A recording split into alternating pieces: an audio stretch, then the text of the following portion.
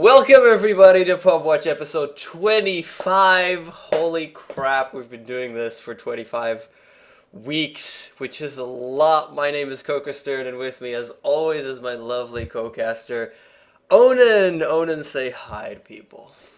Hi.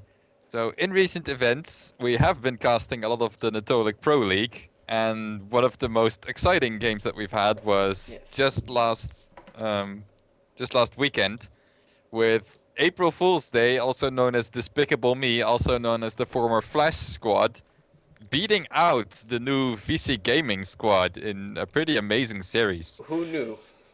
So we thought, let's honor them with a place on Pubwatch. Yes, definitely. The Vici gaming, we never expected that to actually happen, but they're showing that they definitely got what it takes to be up there and beating the best of the Asian scene. So April Fool's Day or Despicable Me 2 or X-Flash Squad, whatever the hell you want to call them, we're focusing on Chibix, which is the captain of these guys. And let's just get freaking started. So Onin, are you ready at 2.5 minutes? Of course. 3, 2, 1, play. So we're gonna go to the Radiant team, where we have a Bat Rider and a Windrunner at the middle. And we also have a lion with really weird eyes. That looks weird as hell. And we have Chibix as Drow Ranger, ladies and gentlemen, the most played hero in the entire of Dota. And Magnus, this is Rave Plu on the Magnus going off lane. And against them we have Alina, we have a Taobao DDC. Yes, that's DDC from LGD. Playing, and ZSMJ from Vici Gaming. Oh no, we didn't. We have them once again against Vici Gaming. Oh no, we didn't. Yep, it's the run back. ZSMJ has a chance to prove himself once again. Can he finally beat out the AFD squad by himself without the rest of his team? But he has DDC that's gonna die as Queen of Pain. No, he has Blink. Okay, he's fine. He has DDC from LGD helping him out, which is pretty cool. Also, Randolph on the Enchantress in the forest. There's a hasted Lina with a stun, and Windrunner is mid, so the stun is there. Can you entangle at level 1? Not really, but you can do a little bit of damage, and Lina... Oh, Lina finds... and suddenly run into a Bat Rider who's there. Get out of there. Get out of there. She's taking so much damage. She actually took more damage than Windrunner. But she has a flask, so you're going to rotate top against the Magnus. That's Rave Plu, and there's a Juggernaut, Rodigi. That's his name. Seriously, that's his name. And don't forget the fact that Bat Rider may be played by Chibix's girlfriend. In standard Pubwatch fashion, we're not exactly sure, but chances are it's possible. Yay, it's a girlfriend of someone, maybe. We're happy. Yeah, and you can already tell that this is your typical Asian scene pub by just looking at the sheer amount of wards that are in this Radiant jungle. I mean, come on, that's 2 packs. There's one to look to keep an eye on Rayflu's Magnus on the top lane. There's one to block the small camp, so Bat Rider is having a lot of trouble jungling the way he usually wants to.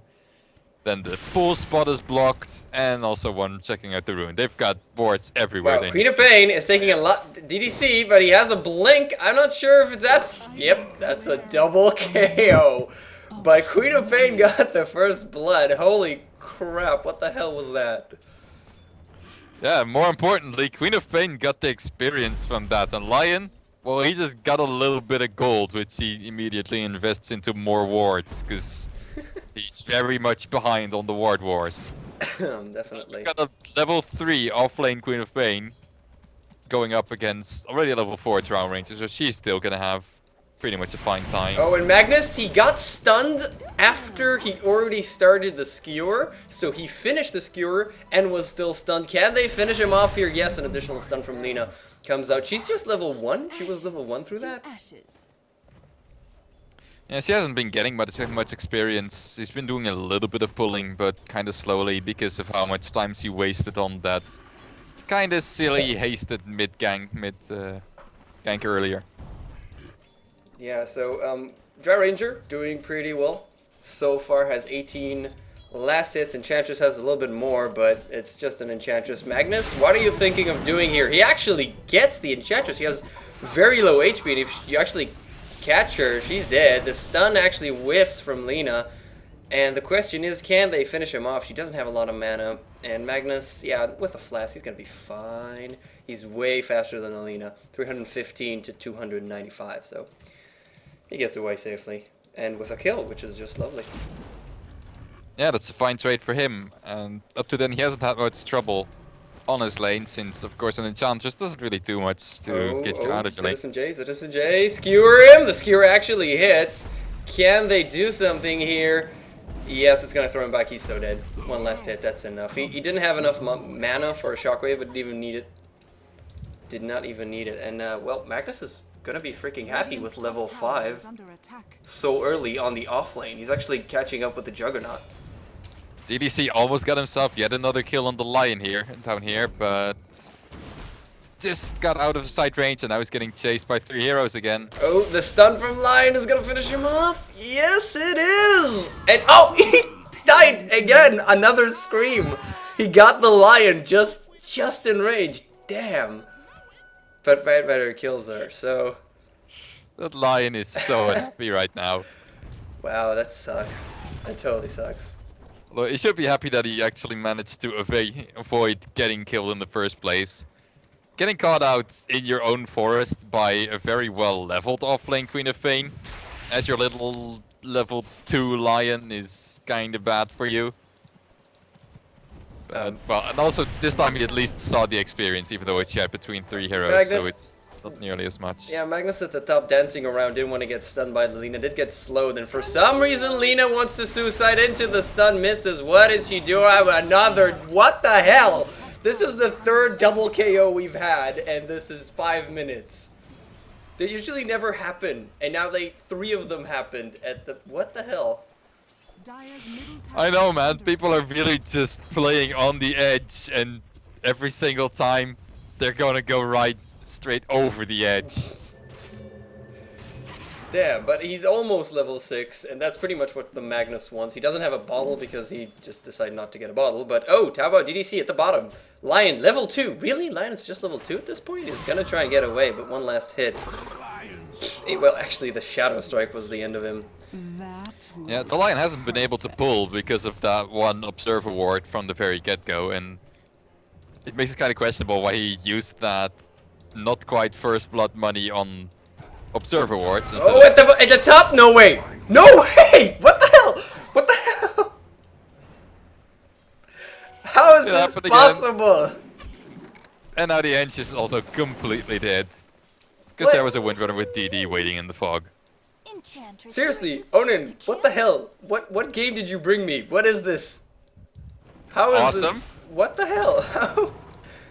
That's just weird. It's like, that seems impossible. It's freaking weird. Batrider at the bottom is gonna drop, but maybe he'll manage to kill Lina before he dies. I don't know. Seriously, everything's possible in this game. And the Drow Ranger, yeah. Drow Ranger, do it for him. Yeah, the stun is there, so she's gonna land it. But is it? Yeah, one last hit. It's enough. But she's gonna die here, I think. Yeah, blink. One last hit. One last hit. No, Flask saves her. Oh my god, she's still alive. She can't get it, but Enchantress. And there's an Enchantress, and she's already level 6 from her. Actually, already level 7 from the 4 kills that she's now seen in the game, and also just constant jungle farming. Yeah. And so one single impetus finishes her off. Going for arcane boots. Yeah, she is going for the full enchant build, which is not the build I like to use. Which is just 1 enchant, 2 heal, and then mass stats, because tanky Enchantress is awesome. And no, the skewer actually did not hit, so there is no slow, and Enchantress is going to get away here. Unless there's a level 6 Batrider, which there isn't. There's a Lina, though. There's a stun. There's another throw, and can he get away here? Pfft, no, Queen of Pain, come on, who are you kidding? But the Drow Ranger, they're going to try and get her. The blink is still not there. And no, they actually managed to do one last hit. If it's going to be another, no, Drow Ranger is still, no, it isn't. Damn, this game is freaky. I think that kind of counts. I mean, it was a few seconds after, but it is 1 kill for 1 death immediately, so Fine. It's number 5. I'll give you Keep that. count. I'll give you that. Windrunner with the haste rune. Is she gonna try and get the enchantress here? Because I doubt she can get Queen of Pain. Unless she gets the most perfectest entangle. No. Shackle. Excuse me, not entangle. Entangles with bear. She isn't even trying to. That's sad. Yeah. And the Juggernaut at the top is, well, pretty much alone after the Magnus decided to get to the bottom and try and kill stuff and die at the same time. So he's just healing ward. Let's push the tower. He's gonna get it pretty much uncontested, it seemed. Yeah, and he's also catching up very nicely in terms of farm, which he really needs to because he's up against the Drow Ranger. And if there's one thing anyone can say about Drow Rangers, that she's the most OP carry in the game. In the universe. At least as far as right-click damage is concerned. So best way to counteract that, farm at least as well as her and preferably better. Yeah, well, what did he buy? He just went for the phase boots immediately. Yeah, he had 2k, so I thought that'll happen. But what the hell? Magnus picked up Lina? What was she doing up here? She was warding, which she successfully did, and then she got skewered downhill by a Magnus who decided just to blow the RP. Maybe a little bit overzealous with getting your RP off. Well, Lion again. Oh, come on. You didn't even need to scream. You could just hit him like twice more and he'll be dead. Drow Ranger with now a Claymore, so her farming is pretty decent. She's level 8 at this point. I mean, if you look at the gold per minute, everybody's okay. Nothing is too amazing, but there's so many exchanges and they're so pretty even that nobody's really getting the upper hand at this point, except for the Juggernaut, who's really been farming. But now he's here, and they're going in. They have no problem going in here. Drow Ranger TP's out. Batrider is going to die here by himself. Does lasso for some reason, but he's dead. The tower's going to die as well. Yeah, I thought he could get away, but a 50% slow of the enchant is pretty deadly in a position like that, so absolutely no chance. And it's pretty surprising for me to see how DDC is actually leading the gold per minute chart, at least until Juggernaut just now got the last hit on the tower. He was an off-lane Queen of Pain up against the Drow Ranger, which means you're not gonna get a lot of CS, and you shouldn't really get all too much experience. But Lion just unable to find any kind of levels anywhere, just giving perhaps too much space to his Drow Ranger. Giving his life up a few times. And the smoke up, this stun misses from Lina, but Lion is still here, and everybody loves to kill a Lion. Laguna Blade, even in order to get him, one last scream will be the end of him. And ZSMJ even kind of joining the fight, I guess. How has he been doing?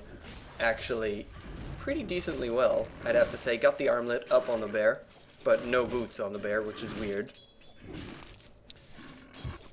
Yeah, it's decently fine, especially when you're in the mid lane and just planning to stay here for as long as possible, because of course it doesn't take all too much distance to cross the river and be on the safe side in the range of your tower, versus being on the enemy team's tower and trying to kill it.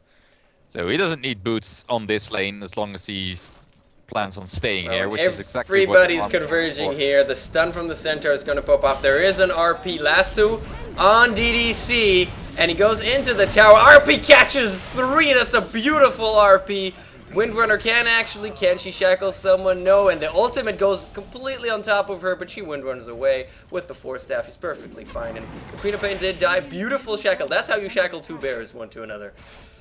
Look at the love. And just barely manages to dodge out of the way of the Dragon Slave, which would have killed her off. Kind of overconfident, but they really need as much counter push as they can to keep... Enchantress? No, she doesn't want to go in here and get the Magnus. And there you have the power of Juggernaut plus Spirit Bear. Just a little healing ward keeps that thing alive for eternity. And with the armlet, it's incredibly easy to push down the tower, which is exactly what ZSMJ rushed that item for. Yeah, so looking strong. The Dire is looking very strong at this point. Drow Ranger finally with a Shadow Blade. So she's going to have a funner time not dying, at least.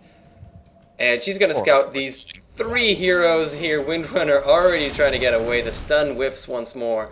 And there is a 4-staff. 50% slow is a lot. Pushes them away. Beautiful, beautiful shackle there. And she's going to survive. Queen of Pain is now invisible, got the Sonic Wave, which we haven't seen her throw out just yet. Magnus? No, He wanted to skewer that Lina to interrupt her TP, but that was just a little bit too far away. Yeah, and in the meantime, ZSMJ, okay, I'll push top. Fine. You guys want to mess around at the bottom? I have a bear. And Winter's like, bears. I don't like those. Let me chase him the hell away from my tower. And it's interesting that she opted to go for a 4-staff rush. She doesn't even have upgraded boots, and usually people value boots upgrades on a hero like Windrunner very highly. Whether it's the mana boots for constant power shot spam, which would be really great for counter pushing, or phase boots just for the sheer damage they add to... Oh, Jar Ranger? No, Jar Ranger, she actually picks up the additional invisibility. She was invisible, there was a sentry ward, and now, oh, the Sonic Wave, it goes. And she does drop. So, they that was had on the dust. very edge of the dust range, too. Yeah, that was... They saw her with the sentry, and then she picked up an invisibility once her Shadow Blade was about to wear off, and the dust barely hit. They just went for it. They also had a Laguna Blade, but I guess she was out of range. Yeah, and all those kills, they may be a little bit late, since the Shadow Blade pickup does make it a lot more difficult to pick her off, and all that safety just guarantees some more farming for Drow Ranger. But getting the kills, despite that, it's always useful. Yeah, and Lion finally level 6, finally got that Finger of Death, which he very much wants to use. Windrunner now on the run, 4-staff for... She's actually... She got stuck. TP. Stun from Lina? No stun from Lina, okay. They couldn't see her. And she didn't want to throw it, which is weird because so far she's been throwing it every freaking second. And the skewer on the bear. Wow. That's just animal molestation, seriously. What did the bear do to you? Well, he was guarding 100 gold. Oh. That's one thing. And he also destroyed your towers. Okay. So that's also something to be mad about. Legit. I'm fine with that. And the Windrunner is actually going for a headdress. I'm guessing it's going to be a mech before the boots. I mean, I don't understand why she doesn't like upgraded boots. Like you said, you want to upgrade your boots on Windrunner. Why not? I guess just because she wants to have her core items up by the time that the Dire team decides to start pushing even more. Oh, can you do a beautiful shackle? Shackle the bears to each other. She wants... I know, and... No! Well, at least it's for that, but damn Entangle and the Drow Ranger's taking so much freaking damage. Can they get ZSMJ? The stun from Lina, and there's a Laguna, which actually hits, and that's a dead Windrunner and a TPing Drow Ranger. So that just went completely around, sadly. Damn that bear doing so much damage to Drow. Yeah, and that level 11 lone druid's just so difficult to take down. 400 bonus RP, 6 bonus HP, Yeah. 6 bonus armor. At the middle, Lasso Juggernaut gets fingered to death. That came out wrong. Don't worry, people have been making that joke / misspeaking like ever since Lion has been played. Oh god. So that happened, and he did die. Again, they're just ZSMJ, we don't care about the Lord Druid. We want your bear. But Queen of Pain is here, has the scream, Shackle's gonna... Oh, the whiffed! No! How? What? How did That was... I don't... Should have been... That should have hit, but did she... Was... Blink? I don't know. It seemed like she was in range, but I... The only thing I can imagine why that didn't hit is because Raveblue was like looking the wrong way and then turned around while RPing. But that shouldn't make a difference because unlike the AoE unlike the art, the spell effect suggests, it's not like a circle in front of Magnus that's pulled. It's everything around Magnus is pulled in front of him. So that shouldn't make any difference, and should be the AoE. I don't get it. I guess she was really on the edge, because I'm pretty sure that ended before she managed to blink away. And now she's going to finally die. That's revenge. Drow Ranger actually gets it. And Juggernaut is so screwed. Gets lassoed as well, so he can't even deal a little bit of damage with Omni Slash. And that's both of them dead to Drow Ranger's silence. That's the power of silence against the Queen of Pain. Yeah, and the funny thing is they were probably here just because they wanted to kill the Drow Ranger, but she sniffed it out I don't think... No, they didn't have any detection for her, so that kind of makes the whole plan of trying to gank a Drow Ranger with Shadowblade pointless. And then you both die for it, and also 2 of your most farmed heroes die for it. Yeah, it's exactly what the Radiant need right now, because, you know, Droid is up there at the gold per minute, Juggernaut and Queen of Pain, and if you manage to get them a couple of times, that could balance around, and really Drow is the one with the most farm at this point. Magnus can do a crap ton of damage, but he needs a lot of farm, and now he has his core, he has his Arcane and Blink, so he isn't really looking for anything more. Maybe, I don't know, Refresher Orb is, you know, luxury items, but Magnus has his core, and they need Drow Ranger to be as farmed as possible. Yeah, and they're probably also going to need some items like Ghost Scepters on their supports, because... Oh, the Spear actually misses, but he just goes for it. He just go for it immediately with every ultimate in the book. ZSJ, for some reason, is still freaking alive. Can you die? Thank you. And the Juggernaut is there. He has Omni Slash, but he doesn't want to go on 4 heroes because he just won't really get anything. It is level 2, though, so he might decide to go for it. And the Lasso is finally off cooldown. The Shackle, immediately afterwards, they're going to get the Juggernaut here, but are they going to pay for it? Boom! That's the Lindrunner. That's how that came off. That's the Lina with the with the Laguna Blade. And they actually only get the Magnus, which is... They pretty much threw everything at them and only got the Magnus. Enchantress... No, Windrun. Windrun. Windrun away. Yes, okay. She's fine. Yeah, and in the meantime, Drow Rangers just farming, which consists of creeps, jungle creeps, and of DDC, because apparently he found it necessary to gank Chibix again without finishing off her Orchid. And so now she still doesn't have the Orchid, and again, even then, it doesn't help, because you have Shadow Blade. You just click a button and then you wait for silence. But Drow has Mask of Madness. I mean, it's not unheard of, we've seen this before, but it's still funny every time.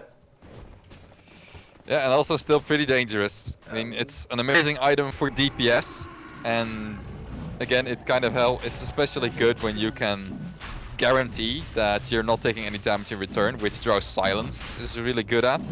Oh god, she's in a lot of trouble. What the hell? Did she just go in? I didn't think she should do that. I mean, she was scouting out whether the Dire was actually doing Roshan, since they don't have any ward coverage anywhere, so they have no idea where they are. And they know it's very, very easy for a Spirit Bear, with both Armlet and Maelstrom and the healing ward to clean that up. But didn't expect the sentry ward to be placed by Lina, and that just got her killed so quickly. Well, Chibix checking it out and dropping there, which is definitely not the best thing right now. He needs to farm. He needs really to farm. He has a freaking bear and a Juggernaut and a farm Queen of Pain to go up against. And currently I don't see that being really possible. Well, the Queen of Pain is very possible, as she's done several times before, but especially dealing with the Lone Druid. Well, they pretty much have a choice. They had got some nice burst damage in the ultimates from Bad Rider, Magnus, and Lion. But you're probably gonna get either Juggernaut or Lone Druid with that. Chances are you're not gonna get both. So it's gonna be a difficult choice whether you want to burst down the very tanky Lone Druid and risk not getting it off in time, or try to focus the Juggernaut and risk kinda screwing up your combo and him just spinning or Omni-slashing and surviving anyway. And then Chibix is gonna have to deal with the other one in the meantime to make sure your whole team doesn't die to the one farmed carry that's being left alone and able to rampage across your team. So we're 18-18, but the graphs will tell us the Dire obviously have the advantage at this point because there are no towers down for the Dire. And now we have the entirety of the Radiant team. Actually, 4 protect 1, 4 behind 1, and now they're TPing back because the Dire team is pushing tier 2. They wanted tier 1. The entire team just to get the tier 1. And now they have to TP back and kind of unsure what they want to do here. Radiant's bottom tower is under Yeah, attack. they were expecting the Dire side to actually defend that tier 1 tower, but why would you when you could get a tier 2 in trade and also some damage on the tier 3 as well? And it's not like he's actually gonna go in for this, simply because it's too dangerous against such great teamfight ultimates as the Batrider Lasso and Magnus's RP. Radiant's Both of bottom them tower having their is blink under daggers, attack. and Dire's hopefully top Batrider's tower starting to work on his... Magnus, what the hell are you doing up there? He's actually, wow, the bear just ate through him. Batrider trying to do as much as he can here, but he couldn't actually get anyone. Lone Druid just picking them off one at a freaking time. Queen of Pain being completely healed up by the healing ward. And they're gonna go for it because Drow is for some reason still at the top, including Windrunner.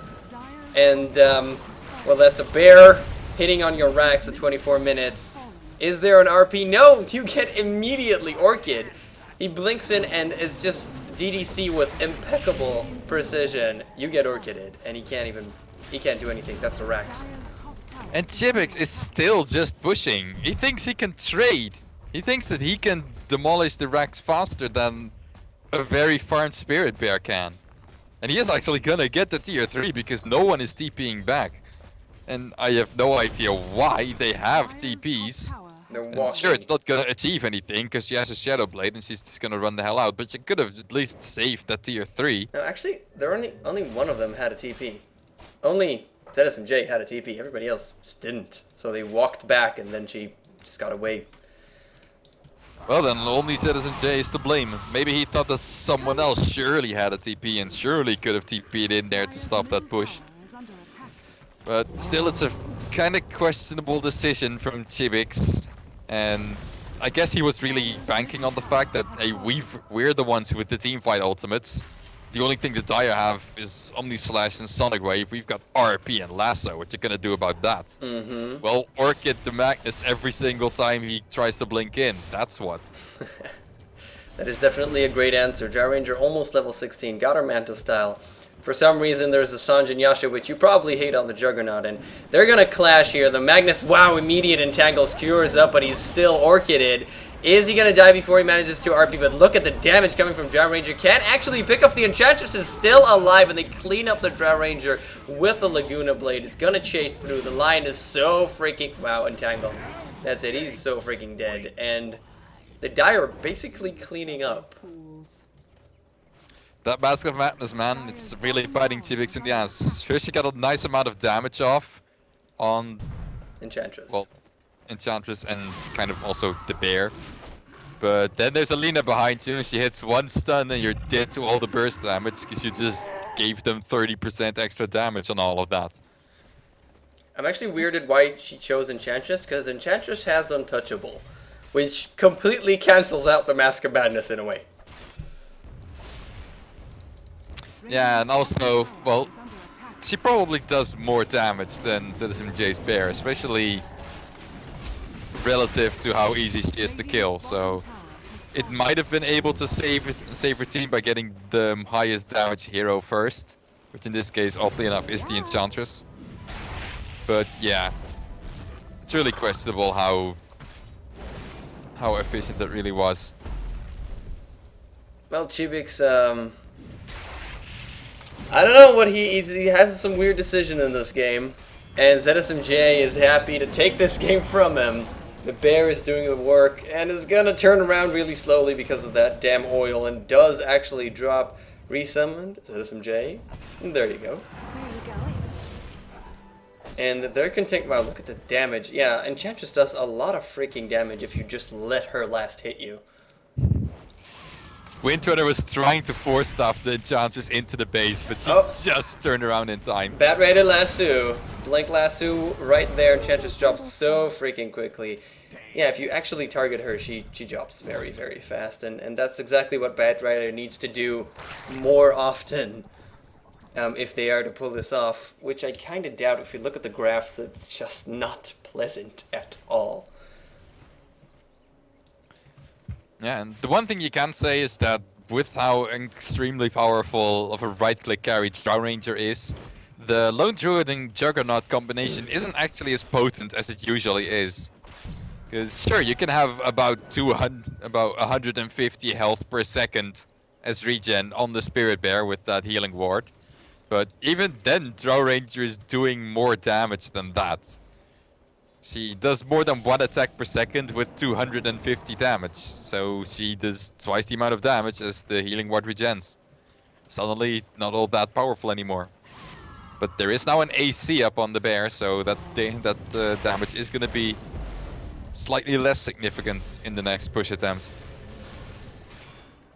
Yeah, I think they can actually just go in and murder everybody. And once again, Chibix was the drow. He's just look at them trying to get the bear though.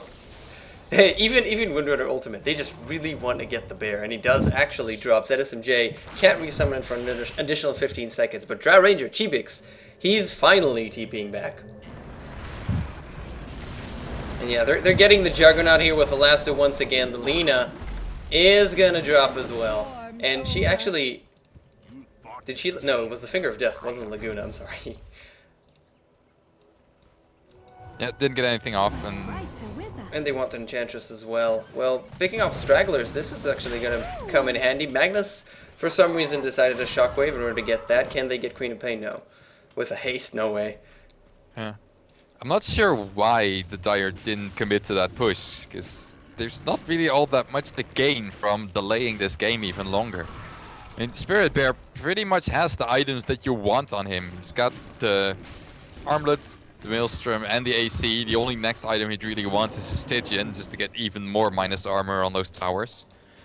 But that's kind of a long way off, and well, probably the best way for him to farm that faster is getting tier 3 towers.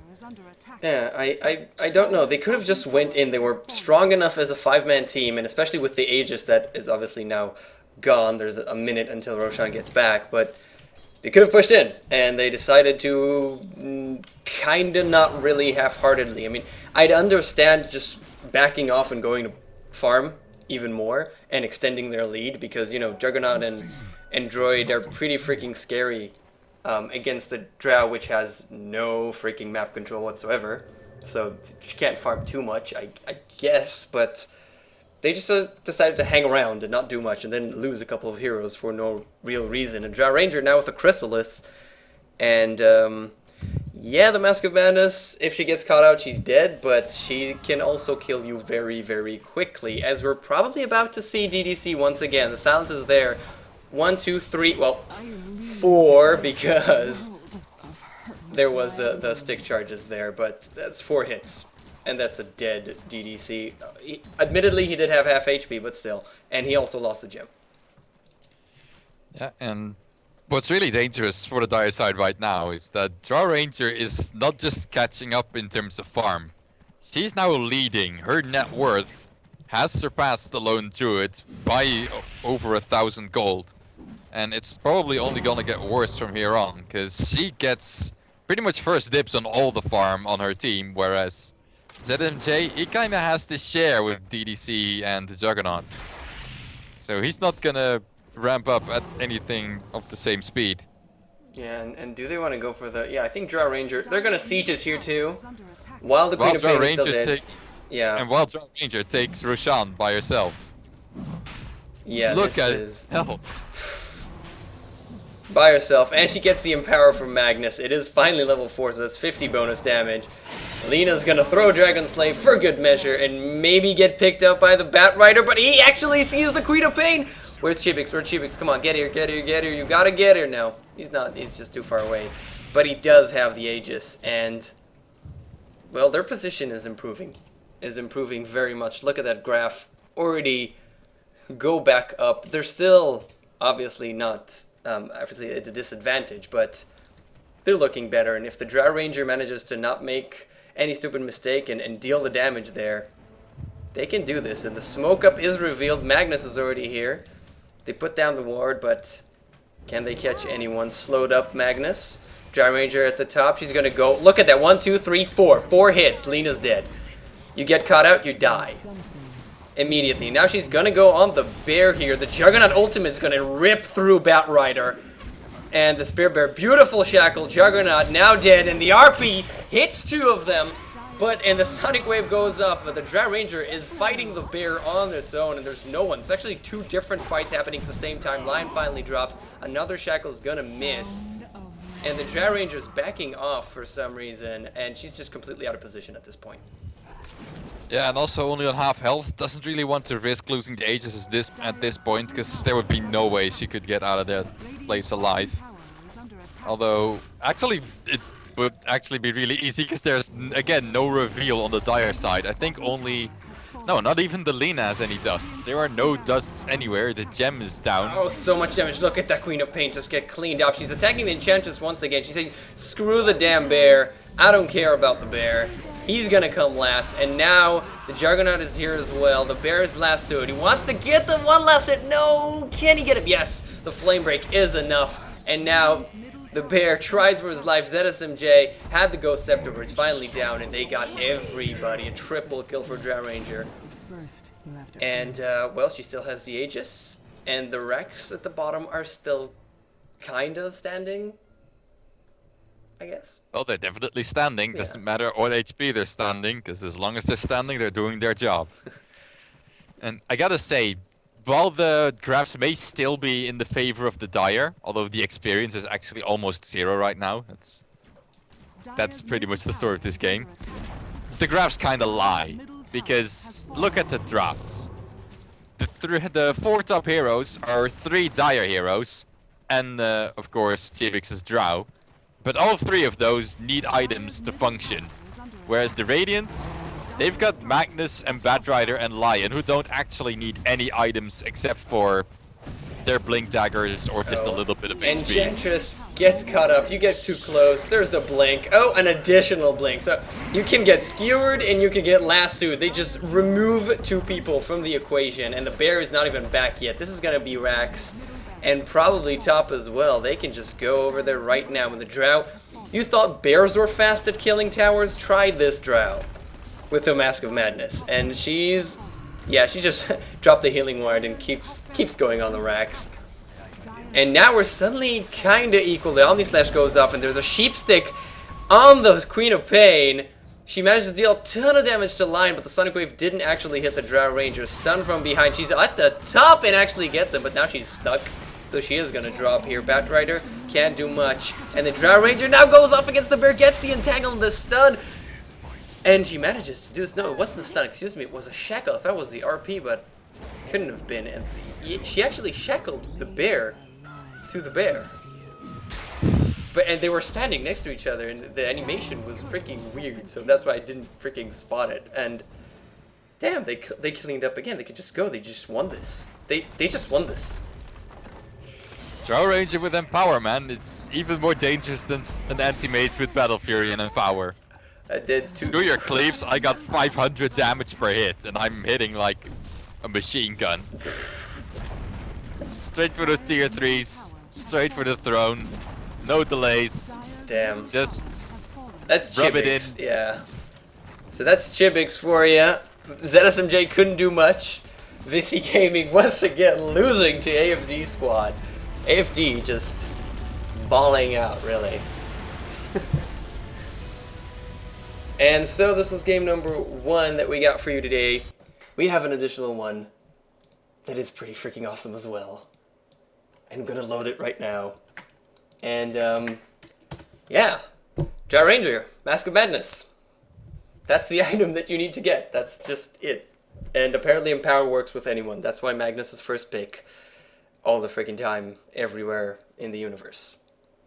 Pretty much. Pretty much the only hero that Empower isn't all that good with is Nakes, because you rage and suddenly no Empower anymore. But that's fine, because you can just Nakes bomb with Magnus instead, and that works just as well. That is as fun as well. Yep, so we have one additional game for you today. And we have people from all over the freaking world. Well, not from all over the world, but from several different areas, I'd freaking say. Onin, are you at 3 minutes waiting for me? I'm at 2 minutes, so then I have to... Let's get to 3 minutes. Didn't I tell you 3 minutes? I don't even know. Okay, so go to 3 minutes. So we'll wait for Onin to get to 3 minutes. Yeah, we got Chibix once again. We're following the guy, and that's pretty much the only guy from AFD in this game.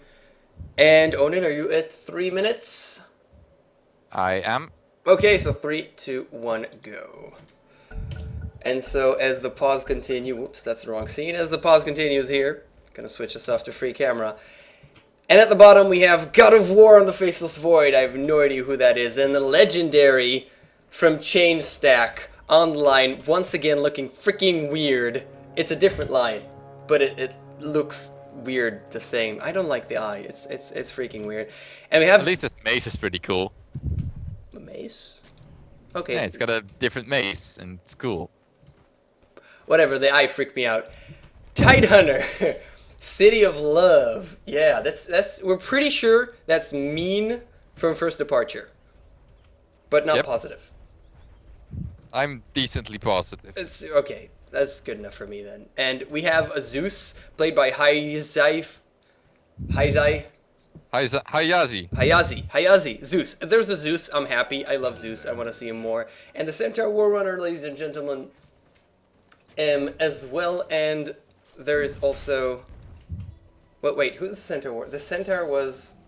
The Centaur is Chibix. That's Chibix, right? Yes. Okay, for some reason I have him written as Cop, as Queen of Pain. He's not Queen of Pain. The Centaur is freaking Chibix. And at the middle, we already have a Tuskar and Batrider mid, somehow. And the Tidehunter is in a lot of trouble. There's 2 stacks already, but he's just fighting.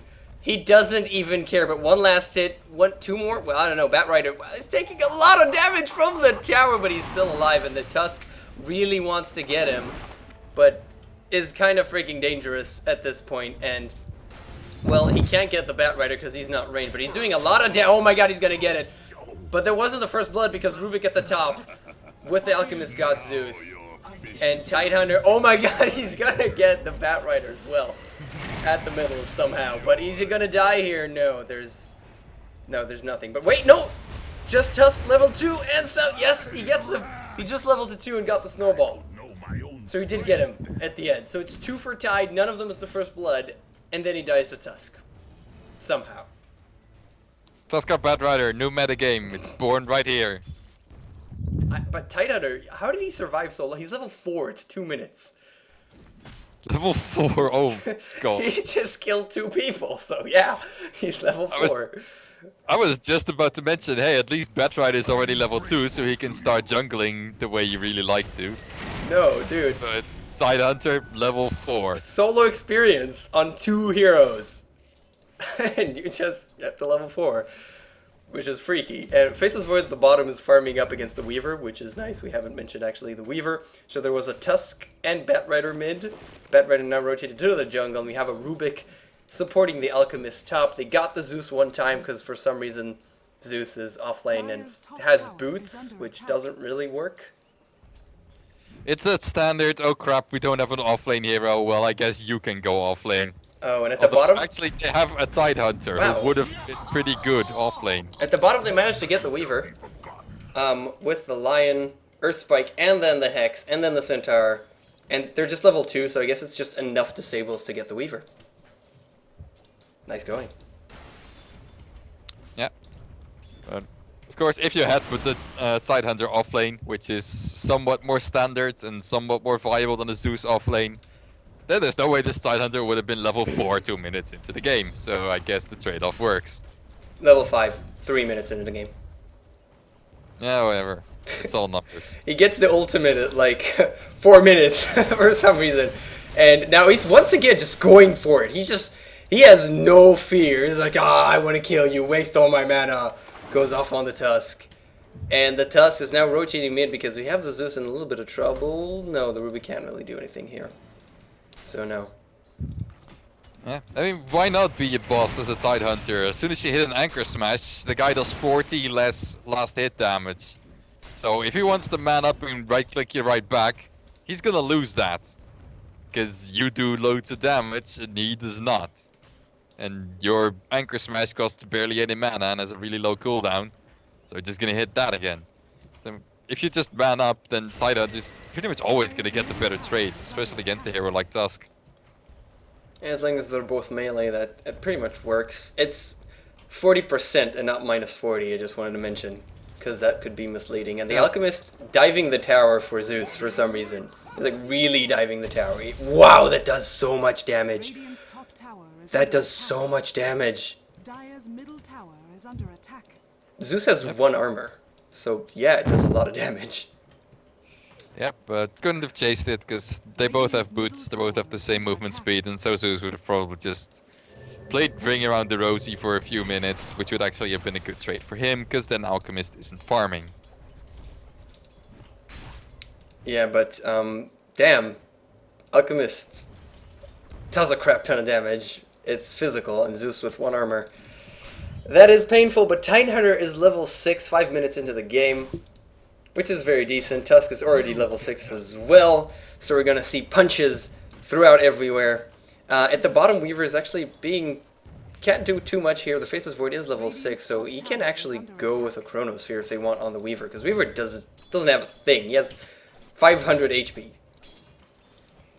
Yeah, but you'd have to land a really good one, because just Faceless Void's damage alone wouldn't have been enough to kill him. And you'd need to actually catch him very much at the edge of the Chrono in order to have either Chibix the Centaur or the Lion actually be able to help in there. Well, yeah, So- the line is range and the Earth Spike, so if the line gets close, I guess they should be able to pick him off, I believe. Especially now, I mean, you know, they leveled up, so they do more damage, and if they manage to do it beforehand with Lion's disables as well as Centaur, they could do this. Centaur goes invisible, takes it away from the Tusk, and might be thinking about something if the Tidehunter wasn't so almost dead. Yeah, he didn't get the rune himself. He would have really loved that to be able to land a really nice... Actually, he just already used RP. But I don't think he actually managed to do anything with it. So I guess that was just a bit of a struggle going on in the mid lane between the Tusk and the Tidehunter, which didn't lead to any of them dying. Because they're both strength heroes with a decent amount of armor, so it takes a lot Yeah. more than just a few moves to Zeus kill him. is so freaking dead. 1 last hit from the Alchemist. Yeah, with the help of Rubik, it's pretty much all he needs. We got a pause, apparently, but it'll, yeah, we got like 1 minute pause, so we're just going to talk through it. The Alchemist is doing very, very well. I actually haven't put up the last hits and denies tab, so we can check that out now. And he's doing similarly to the Void, but the Void should be doing a little bit better, I believe. Well, the Void is getting harassed and contested like for his last hits by a Weaver, whereas Alchemist is only getting contested by a Zeus, who probably doesn't do anything except for occasionally Arc Lightning to get the last hit. So it's a lot easier for Alchemist to secure every single last hit than it's gonna be for the Void. And then, of course, already got himself a kill and an assist on his lane, on his name now, which helps his gold per minute quite a bit. Well, Void has Midas flying in at 6 minutes and 40 seconds. It'll reach by 7. And that's a decent Midas, no doubt. It's kind of late, honestly. The fast Midases you usually see are more around 5.5 minutes. Well, it's an okay Midas. It's before 8 minutes. Yeah, it's decent enough, but it could have been better. Well, as you said, with an annoying Weaver on your tail, it's not that much fun. They did get a kill on Weaver, but I don't think it actually went to the Void. Yeah, I'm pretty sure it went to the to Chibix on the Centaur War Runner, War Chief, War Runner, Chief, Centaur. War dude. War Dude. He likes war. Yes, Yes. very much so. Whatever his name is. Keep changing them, by the way. OD and Centaur. Keep changing the names. I love it. It's fun. Tower is under attack. Just a shout out. And so we have Tide actually going off lane and Zeus going mid, so they thought this might actually be better. Which is an interesting idea. They should have done this from the get-go, but whatever. They're actually going for the Weaver. The stun is there. Damn, they just kill him. They just kill him so easily. Centaur, there's just enough damage. It's actually interesting that he decided to go for Hoof Stomp and not Double Edge, which scales way more damage than actually Hoof Stomp, but... Hoof Stomp also scales in the amount of stun it does, and of course, as Double Edge scales, also the damage you do to yourself scales. I'm honestly more surprised than that he decided to level Return in the first place, because I don't think he's done very much jungling. I mean, that's what you get it for, but Has he really done any of that at all? Oh, and the ball here up on the Zeus. He really wants to get him. Walrus Punch, but can't actually get him before he dies. At the middle here, Tusk drops once more. Yeah, and now Zeus is level 6, so it's time for the Radiant team to start shouting out for ultis while it's on cooldown. Yay, Zeus ulti! That's what you do with Zeus, right? You just Pretty whine much. every And time he... there you go, the Weaver at the bottom, just like I said. One last hit. No! Oh, just in time. The Rubik was there. The last hit wanted to come in, but the Shikuchi was there, and they just don't get the kill. That is so unfortunate. The Zeus ultimate can actually kill the Weaver because he already used up the flask, and now it's going to be turned around. Tusk is here. Walrus Punch. This time it's enough. The Ravage waited too long. The Rubik, they want to get him. Centaur is going to be the end of him. And Tusk has a lion on its tail with no mana, but has a lion on its tail. It's going to delay them a little bit with the shards, but can he get away here? Yeah, there's just no mana on the lion. If Tidehunter can get a gush, but he probably can't. No, it's Maybe at the tower? Oh, no, he- not mistakes this waiting. yeah, balls away, which is an additional fun thing to say. A snowballs away, and he's still funny. He gets away there. Damn, this game has a lot of funny things to say. Dire's bottom tower is under attack. Chibix wanted him so badly, but he doesn't have anything. He really should just get his Blink Dagger up. He's pretty close to it, only needs another 600 gold, and that shouldn't take all that long. Especially if they can just get this mid tower thanks to this creep backdooring. Yeah, so the Centaur is actually... What is he buying? He's actually buying a Ring of Health. Yeah, and I heard a lasso. Tidehunter is gonna die here. Rubik here as well with a Walrus Punch to the heavens. And he drops, and Loki's sad. He does 2 points. That's City of Love for you. And Centaur deciding to go... has a lot of money and deciding to go for a Ring of Health instead, which is a little bit weird. I did want to comment about the return. It does a nice amount of damage. And, I mean, the first level is obviously the best one, and I like getting it as well. Just one level of it, for the sake of a little bit of harassment. Even when someone attacks you, it just does enough damage, and he's actually taking so much damage from this Hellbear. I just much prefer maxing nukes as fast as possible so you can do as much combo damage as fast as possible. I mean, look at something like a Weaver on the Dire team. If you just have level 3 Hoof Stomp and level 1 Double Edge, he's just gonna survive and then time lapse out if you don't have any support. Whereas if you have level 4 Hoof Stomp and level 4 Double Edge and a Stampede to set it up, he just dies immediately, and there's absolutely nothing you can do about that. And look at the coordination. The stun comes up just in time, and the lasso isn't actually there, but they're going to do as much damage as they can. Can he get the Bat Rider? 70 HP. Alchemist trying to get the hell out of their Centaur. Wow, beautiful dodge. He dodged him somehow. I don't even know how that happened, but... By sidestepping, That's how. That was on the edge, really on the edge. And Centaur, now with the Hood of Defiance, and, well, the Alchemist and Bat Rider are still there. There's the last Sue, so... Do they want to go on Centaur? He has a Hood. Yeah, the Flask is going to go up on... No, it's not the Flask, excuse me. It's a Tranquil Boots. And do they want it? The stun is there. And the lasso... No, he actually used the Firefly and doesn't have mana for a lasso. He baits out the stun. Baits out the stun, wants to get close to the Bat Rider. Stun. Nope, nope. Stun. No, an additional stun can come in from Alchemist. There's 4 stacks of oil, and now he decides to just double edge. And, well, luckily the Tidehunter is there. He's going to clean up. And the Alchemist is going to get away very easily. Yeah, the Alchemist actually... You think you'd have Myko? Yeah, I Mirko? killed you. Mirko? Who the hell is Mirko? Mirko. He meant to say Micro. Stop messing with me. And for some reason, the Tidehunter is still chasing, and the Alchemist is actually going to drop. Can the Weaver pick up anyone, though? Zeus? No, he needs to get the hell out of here. He has absolutely nothing. He died several times. But there's a giant freaking ball walrus. No, it's a polar punch. That is all. And can they clean up? Weaver does not do a lot of damage, but is it going to be enough? Get him! Yes, and the Weaver gets it. Tidehunter manning up. Zeus ulti! Oh, he's dead. He just died. Zeus ulti! Tight. Well, there's the lion. Enough here. Lion in time to save the freaking day. Get one. Can he get the second one? Tide. Oh, he threw. Damn. I know. We get back to the first game where we have these double eliminations here. Double KO. He threw out the first hit from Geminite, died, and then the second one still happened after it got there, because that's how Geminite works, and killed Tide. I'm not sure if that's how it worked in Dota 1. I'm pretty sure if you're dead, you're not able to continue attacking.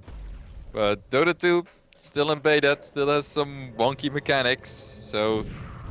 And once again, the Void does it every freaking time, but Rubik stole it and freezes the Zeus so Batrider can get away here. The Void is gonna eat it. Hey, Zeus ulti, everything's fine. He did die, but sadly Faceless Void as well. He's just having no luck. I think that's like the second or third Chronosphere that just can't do much. And for some reason, Lion's bossing up here. There's 5 seconds to the Ravage. Can they get him? Time lapse up from the Weaver, so he's perfectly fine. Tusk is waiting on the sideline, has 1 second to Walrus Punch.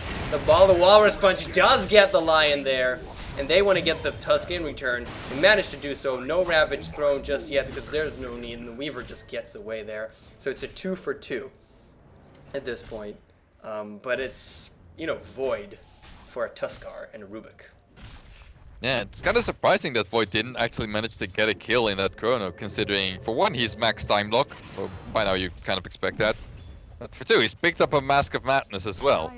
So, this guy is pretty freaking squishy as soon as he activates that thing, but at least he should be able to kill anyone in a Chrono with that. But part of it was a sudden Tusk Ice Shards coming out of nowhere and somehow knocking the Batrider away from the Faceless Void, so he had to run around to continue attacking. But other than that, yeah, probably just bad luck on those bashes. It's kind of sad to and see. the Centaur comes up from behind once the Alchemist has already finished his ultimate line, but the Ravage hits up on the Batrider. He's gonna die very quickly, but the Rubik stolen. Batrider survives once again. Rubik isn't gonna be as lucky, I believe. Yeah, he just drops. And the Tusk, they want to get the Lion. They do manage to do so. Weaver cleaned up the Zeus as well, and Centaur on the run. Weaver cleans him up as well. And Tidehunter, that's a dead Tidehunter right there. Who's going to claim the last hit? It is going to be the Bat. So that's 4 for 0 with perfect timing and a stolen Ravage from the Rubik. It's not exactly 0, since the Dire actually bought back on 2 of their heroes. Both the Alchemist and the Rubik had to buy back in order to make that fight happen. But it's pretty well worth it, because they also get a tier 2 in exchange, a tier 1 tower for it. And, well, the only thing that the Radiant is going for that is a little bit of extra farm on our Faceless Void, who desperately needs some in order to stay on pace with the Alchemist, who has already bought himself up a Battle Fury. Battle Fury and Alchemist. Well, wow, look at this. Faceless Void. Ooh, Chronosphere. Okay, he just wants the Alchemist. But Alchemist, if he manages to survive this, goes into Chemical Rage and isn't going to die. And that's exactly what happened. Manages to stun up the Faceless Void time locks. And I think he's just going for it. He's just going for the Weaver. And now he's completely screwed. One last hit from the Weaver thingy. Will... No, he doesn't survive. Nope, the Weaver. Oh, God, that's unfortunate. The Weaver, one last hit. He just stood there for a second for some reason. Wanted to get away from the Weaver thing. Thought he was dead, maybe. And the lasso now from the Batrider is going to get the Lion, but just for a second. Batrider, yep, cliffs. Cliffs, guys. Can't do much. And he actually, they go back in. They go back in. They want the Lion. Can they get it? Tusk is now a frog. The Sigil is here slowing them down. A lot of damage coming in, but Lion 4 stacks. Boom. That's enough with the snowball. And Tidehunter can't get away, but there's so much HP coming in from the Magic Wand. He's still alive. Gets the Tusk. One last hit should be enough. There you go. And Batrider is very dead by lightning. That looked funny. I think the Tusk was just finally connecting a melee attack just as the Walrus Punch buff wore off. So he did the whole punch animation thing and then nothing happened.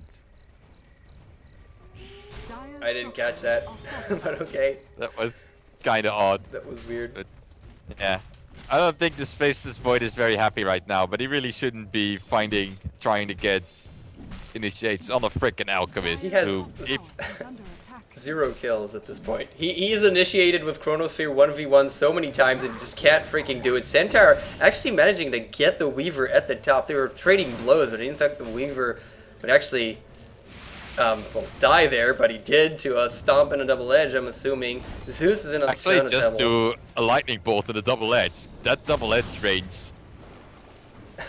Well, lightning bolt, he didn't expect that, I guess. And Tidehunter has a Ravage, but I don't know if he wants to blow it here.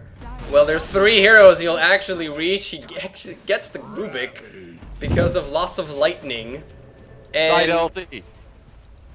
Sorry, not the Zeus. not the Sorry. Zeus. Yeah, Zeus didn't actually use it yet, but okay, damn, lightning bolts do a lot of damage and are frequent, to say the least. See, Zeus does a lot of damage. You should use more Zeus. That's what I'm saying. And a blink out from the Batrider, the stun thrown out on Tide, but can't actually kill him. 50 HP. They're counting on the greed, and boom, that's the finger of death to get the Batrider. But are they going to pay for it? Centaur on the run. Weaver's there. TP's out. Is he going to get away? Yes, he is going to get away. But they managed to clean up the line very easily. Zeus wanted to get that kill with his ulti so badly, but was already claimed by the Finger of Death. And so he just airballs his ulti and does nothing with it. Aww. Which means that for the next minutes, we can call for Zeus ultis and he can't do anything about it. And hopefully that will make him sad. Yes, that's what we're trying to do. Make people in replays sad by telling them to use abilities that are on cooldown. Yes. Exactly. That's exactly what I love doing on my free time. Freaking perfect, man. And Faceless Void still just has a Midas and a Mask of Madness, now with the Broadsword. So unless... That's not a Crystallis. Yeah. I'm gonna kick this guy in the shins. Yeah, I'm pretty sure it's not a Battle Fury, I hope. Going for a Battle Fury after a Mask of Madness and a Hand of... Okay, it's Crystallis. Okay. I don't have to kick this guy in the shins. Of course, I first have to find out where he lives. But once I do, his shins wouldn't be safe. Shins. Yeah, and Alchemist is going... Well, he has an Ogre Club, so I'm guessing he wants to get that. Oh, that sucked! The Chronosphere! I just saw that! A blink out by the Batrider. This Faceless Void has no luck with Chronospheres at this game. Damn, that sucks. Just an immediate blink out. That was on the edge of a hair. Yeah, he was also having some trouble actually finding the Hexed Batrider for some reason. He time walked into his range and then just kinda jerked around a little bit and then decided, screw this, I'm gonna chrono just as the Hex wore. Well, Such a poor little Void. yeah, it's a sad Void, man. But maybe with the Crystallis he managed to do something. Batrider looking to lasso someone and Rubik counter Chronosphere. The sad thing with stolen Chronosphere is you can't really do anything with it. In most cases. And the stun from Alchemist is thrown out on the Tusk. Wow! Damn it, on the line. And the Tusk jumps in. The Ravage, the ultimate from Zeus. So much damage towards the Dire team. Batrider is still alive. Tusk finally falls. Batrider is going to get away. Hasn't used the lasso quite yet. Rubik slowed down by the time walk. No stun, no stun. Stun from Alchemist thrown out on the Void. Can Rubik get away? No, well, this is Sigil. Trying to help him, but no. Radiant's bottom Just tower no. And the Batrider still hasn't used the lasso. Zeus throwing every freaking spell he has, which is exactly 2. Because the other one is on off cooldown. And Faceless Void, one last hit, claims him with 70 HP left. Don't stand in the fires. Yeah, definitely don't do that. And center at the bottom. Weaver is doing so much time lapse. No, he's fine. He's fine. Doesn't want to go in now that the Zeus is there, because Zeus has a lot of freaking damage with that damn lightning bolt. And he's actually just decided to go static field over arc lightning. Yeah, that's pretty usual, since Static Field, it's 3 damage, doesn't cost any mana, whereas Lightning costs 5 mana more with every level. Which, considering it has less than 2 seconds of cooldown, does add up quite a bit. So, it's nice to get it if you're mid-solo and you can just afford to keep on spamming it and just have the mana for it, with the quick arcane boots into whatever the hell else you want as mana regen. But this Zeus, he's a bit underfarmed, he's a bit underleveled, so getting Static Field first, just make sure that you constantly have enough mana to fire off enough lightning bolts and Thundergod's Wraths. Look at them, they really want... And once again, Faceless Void isn't the one with the last hit, but he did use up the Chronosphere, and they got the Weaver this time. So at least they got the freaking kill, and he's going to turn level 16 pretty freaking soon. Has a Crystallis and a Blade of Alacrity at this point, so he's going to go for a Yasha, I'm assuming. Most likely. And that was probably his best chrono of the game so far, because he got the Weaver exactly on the edge, where the Centaur could run in and add a stomp of himself to make sure that the stuns overlap nicely. Or follow each other up, I mean. Look at the super fast Tide with Sanjin, Yasha, and Phase Boots. Look how fast he is. Why? I mean, I guess it works. I mean, this Tidehunter kind of does the exact same thing as your typical YYF Nakes does. Because the YYF Phase Boots into drums into Sanjin Yasha, it's kind of meant to make you, rather than a real carry, just a really fast, really annoying, really tanky dude. Oh, the Flaming Lasso, immediate Lion just hexed him immediately. And the stun is going to throw off on the Tidehunter at the top. He does have Ravage, and they come up from behind. Does the Ravage go off? The BKB finally wore off for the Alchemist. And Batrider, Lasso. No, you're going to just die before you manage to do anything. And the Zeus ulti couldn't steal the kill, but he did get Tusk. Where was Tusk? Tusk was top. Was fighting Void, and he stole the kill from Void. Does Void have any kills? Yeah, he has 1 kill. Okay. That was a really weird initiating stun from the Alchemist. He pretty much ran towards everyone on the Radiant team and then decided on one of the 2 heroes that they could definitely kill. The Ravage finally goes off. They catch 3 heroes, but can they clean up anyone? Rubik does drop, but the Tusk comes from behind. Rubik still left. No, finally drops. Okay, Tidehunter got him. And the Walrus Punch is going to clean off the Zeus. Tidehunter TP's out. There is no stun. Nope. Not at all. And they get 2 heroes for pretty much nothing because just dive in.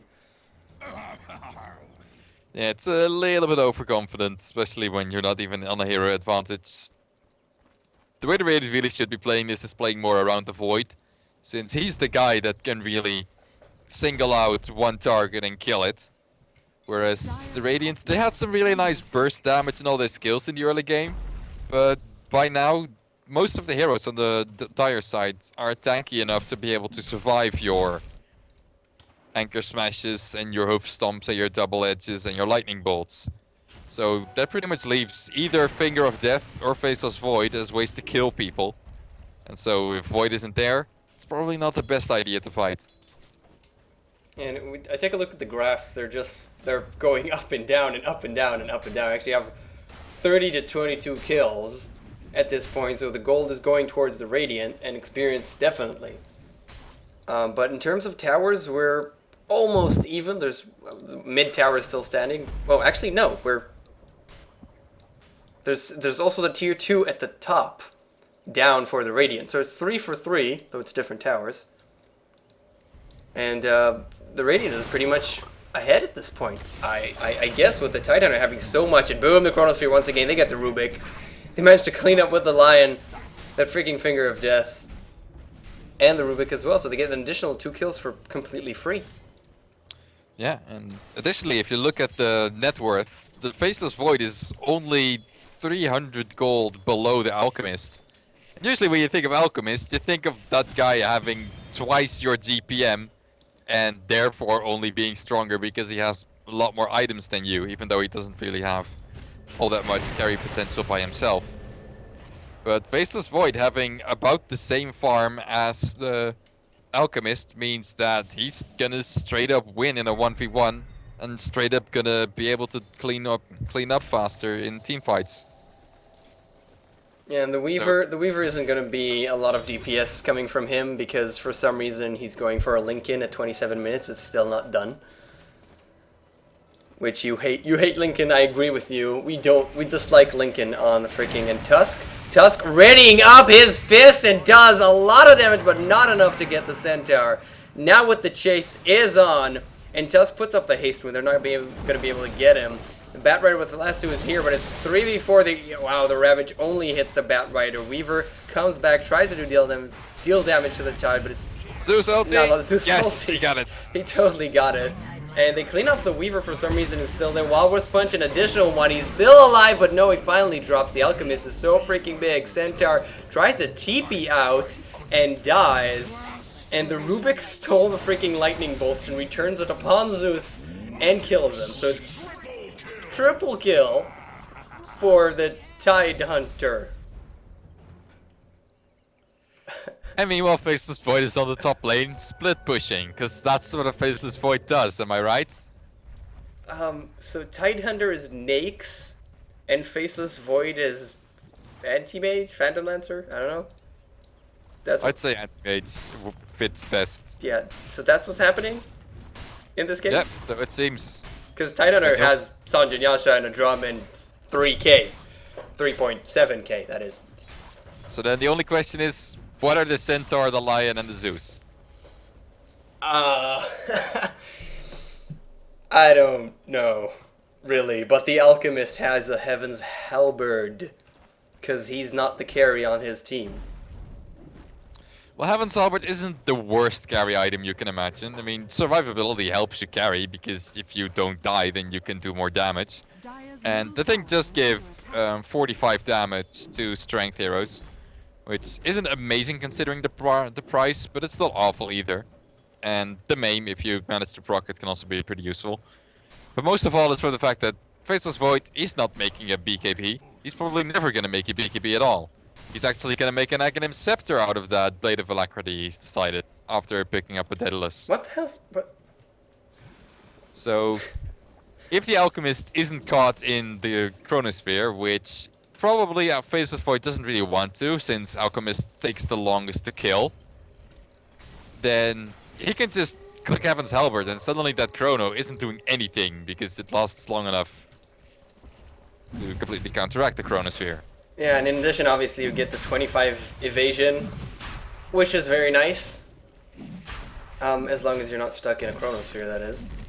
Right? I Yeah. think Chronosphere removes it. No, only Hex removes it, Only which Hex. of course they also have, so Yeah. yeah, you have to be So careful the of. evasion is nice. They smoke up, go into the Roshan, and pick it up pretty uncontested, because they're the only ones with wards anywhere. And, well, that's going to help him out a bit. But the thing is, Heaven's Halberd, does the Alchemist, I mean, he's really going for not this super high-end items. Battle Fury, got a BKB, Heaven's Halberd now. Where's the, I don't know, where's the AC? Where's the Mjolnir? Something? And, whoa, another Chronosphere that's finally working and got the freaking Weaver this time with the Daedalus. He better get the freaking Weaver.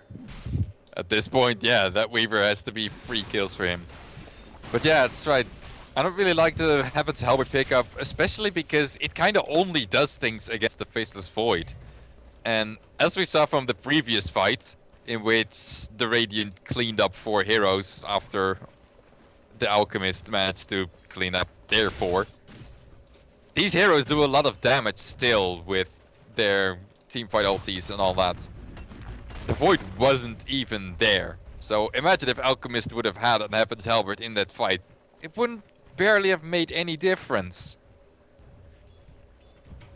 Yeah, he's So- he's just targeting that, and again, when you think about it, there's not a lot of damage coming from the Dire side. I mean, again, we said the Weaver doesn't even have his Lincoln Sphere yet, so he's not doing amazing amounts of damage. Alchemist is just with a Heaven's Halberd. It again, 45, it's nice on strength heroes, but where's the damage, guys? Where's the damage?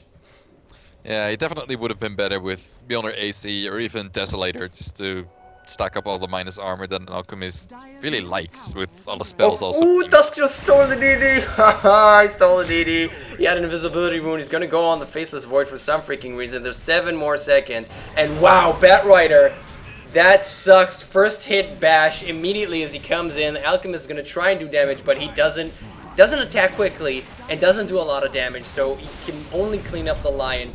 Now the Chronosphere only on the Tusk here, in which will allow the Alchemist to get away. Rubik picks up the Faceless Void and have him wait a little bit. Time walk forward. Can they both clean him up? Yes, a Walrus Punch with the help of Weaver. Alchemist Aegis is going to pop, and they manage to get the freaking Faceless Void, and now everybody's on the run. Ravage, very super freaking late Ravage. It's not going to do much, and the Weaver Can he get the Zeus here? Should be able to get him pretty freaking easily. And Tidehunter as well. Walrus Punch is just 18 second cooldown. So it's on every freaking second. Tidehunter comes back in, now with the Centaur. They want to get at least something here, but Tidehunter probably might have been the wrong choice to come in, because he's going to die here. Once again. And the Centaur, well, that's the Force... Who Force Staff him? That was a Centaur with a Force Staff. Yeah, he's also still got a Stampede, and I don't know why he's not using it. Tidehunter stays so long, and yeah, the Lion finally comes from behind, gets the Finger of Death on the Weaver, manages to get him. Bat Rider, freaking lasso. Tide is gonna die once again. Alchemist, 6-5, 4 Chemical Rage. Chemical Rage, no, stunned, dead. And look at that Bat Rider, he's so happy that he got him. So happy. And that did cost the Tidehunter a lot of gold. He almost finished off on Assault Kairos. So yeah, YYF Tidehunter, Nyx Tidehunter, most definitely. But now... Yeah, the BKB, he bought back the Alchemist, wants to get the line because it's the easiest kill. But look at this Alchemist. I'm not used to seeing a level 21 Alchemist attacking slowly. It's just weird. It's just really freaking weird. And Faceless Void already has an additional Chronosphere. Gotta catch the Bat Rider. Like, can it be more on the edge from that? I freaking doubt it. And look at the Alchemist. He's... the Void, turn around. What are you doing? Just turn around. Just attack. He's halberded. Gotta attack. Oh, yeah, the halberded. Yes, that's true. But Rubik stole it. Wants to get him. One last hit should do it. But Rubik is... Oh! Can he get away? No, he can't. Okay. I was happy for a second, but that didn't actually happen. Alchemist stuns up. Now has the Chemical Rage as well. And is there an additional time walk? There is. Avoids the Beetles, finds the Alchemist. 1v1, let's do this. Well, immediate stun. For some reason, he did not wait for the stun. And the Centaur is going to be there to help him out. I can't even see the freaking damage on Void. Yes, but holy crap, the Tusk is there! The Tusk finally came back, Walrus punched. And that's a dead Void. Centaur is now on the run. And Tidehunter is back, and there's almost another Ravage. These things happen... Super long fights. People come back from the dead, not even from buybacks, and ultimates go back online. The hell? Are we done? For now? I think we're done, although Lion kind of wants Weaver, Yeah. but Weaver... Oh, he's finally finished his Lincolns. 35 minutes in, the Weaver has a Lincoln, so he can finally actually start building some damage items. That's the time. 43 to 33. I have no idea how many kills who had the exchanges there, but if we look at the gold earned, it's still pretty freaking close at this point. 2,500 for the Radiant. And in terms of experience, at least, 10k for the Radiant, though it seemed like the Dire's catching up a little bit.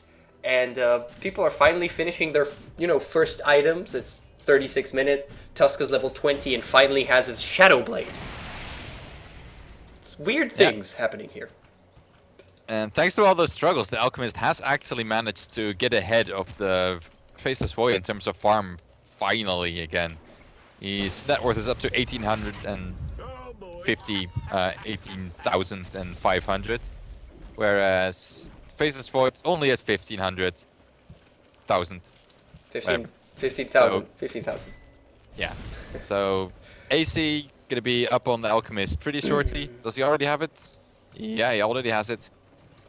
So he finally starts building the actual damage items, and again, Alchemist much faster farmer than Faceless Void, especially a Faceless Void without a Battle Fury, and an Alchemist with a Battle Fury.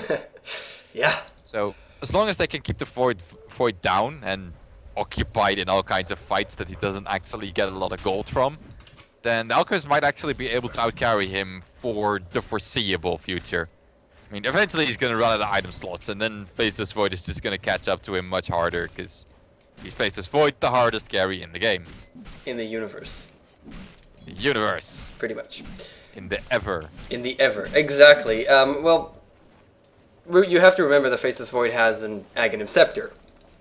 So he's not showing the best use for his item slots, and he is going to be caught by a Tusk that hasn't activated Walrus Punch before going invisible, but it's fine. He has a Bat Rider with a lasso, and Chronosphere! No, Bat Rider.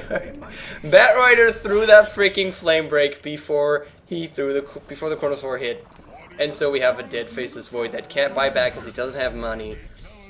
Centaur's going to throw his illusions in. Hopefully they're going to do something. Zeus throws himself in the air, tries to get away. Rubik picks him up. There is the Ravage, but BKB Alchemist doesn't really care. Ultimate from Zeus. Batrider still alive. Tidehunter tries to do his best. Alchemist cleans up the Zeus. Tidehunter now on the run. Weaver also killed up the Lion, and well, I don't know. I think the Dire pretty much doing the work here. Centaur trying to get away now, try to get in and do as much as he can, but I don't see really the reason. The gem is dropped, and Tidehunter, why are you still here? You could have gotten away 4 times by now. And an additional Walrus Punch. It's a complete team wipe from the Dire to the Radiant. He wanted to help so badly. But yeah, it's now really to the point where Faceless Void is pretty much the only guy that can really make big things happen for the Radiant team. I mean, they sure they have a bunch of burst damage with especially the Lion and the Zeus. But that doesn't really help against such tanky heroes like this Tusk and this Alchemist, both with 200 and God, I suck with numbers today. Yeah, you suck with numbers. 2,500 HP each. And Faceless Void suicides in because what? You can. He just went in. He wanted a chrono, but he got immediately stunned.